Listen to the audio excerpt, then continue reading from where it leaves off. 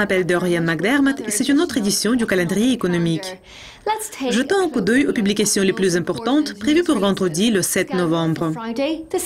Le taux de chômage de la Suisse pour octobre est la première publication et elle va paraître à 7h moins le quart.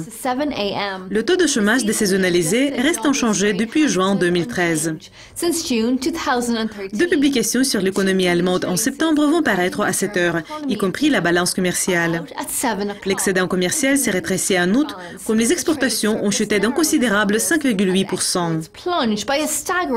La production industrielle a progressé moins que prévu en août, comme les biens d'équipement ont chuté de 8,8%. Les ventes de détail de la Suisse pour septembre vont suivre à 8h moins le quart.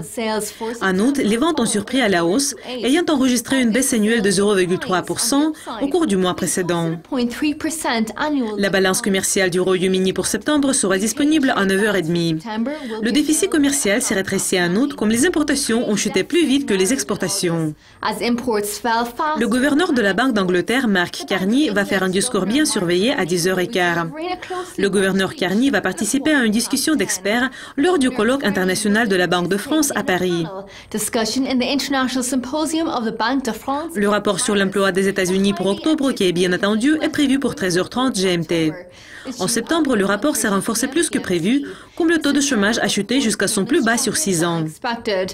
L'enquête sur l'emploi du Canada pour octobre, qui est d'une grande importance, sera publiée à la même heure.